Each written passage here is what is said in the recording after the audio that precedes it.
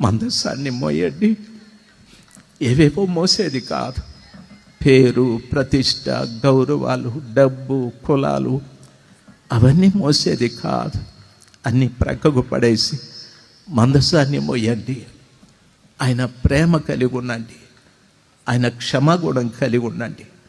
పరిశుద్ధాత్మని కలిగి ఉండండి. ఆ మందసాన్ని మోస్తూ యోర్దానును ఈ లోకంలో మీరు నడిస్తే ఓ చక్కటి మార్గం ఏర్పడుతుంది. నీళ్లు ఏకరాశిగా ఎక్కడో ఆగిపోతాయి. యువతల నీళ్ళు ఇక్కడ ఆగిపోతాయి. నీ ముందున్న ప్రజలందరూ కూడా ఆఖరి వ్యక్తి వరకు దాటున్నట్లుగా, ఆఖరి ఇజ్రాయేలీయుడు దాటునంత వరకు యోర్దాను నీళ్లు అక్కడ అక్కడ ఇక్కడ ఇక్కడ ఆగిపోయాయి. వారు ఆరిన నేలను స్థిరముగా నిలబడ్డారు. దైవ సేవకులు ఆరిన నేలన స్థిరంగా నిలబడ్డారు. మిమ్మల్ని నమ్మి 100 మంది మీ ముందు కూర్చుంటున్నారు.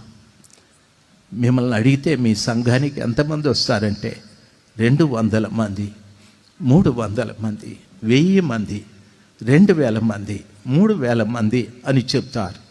మీరెంత గొప్పవారు! మీ మీద ఎంత నమ్మకం ఉంటే దేవునికి అంతమందిని మీ దగ్గరికి పంపేది. మీ మీద ఎంత నమ్మకం ఉంటే అంతమందిని ప్రభు మీ దగ్గరికి పంపేది. మిమ్మల్ని నమ్మిన దేవుణ్ణి వమ్ము చేయకండి. మిమ్మల్ని మీరు పరిశుద్ధపరచుకోనండి. మందసాన్ని మోస్తూ లోకంలో స్థిరంగా నిలబడండి. యోర్దానును లోకంలో స్థిరంగా నిలబడండి. మిమ్మల్ని నమ్మిన ప్రతి బిడ్డ మొదటి నుండి ఆఖరి వరకు లోకాన్ని దాటాలి. మొదటి నుండి ఆఖరి వ్యక్తి వరకు లోకాన్ని దాటాలి.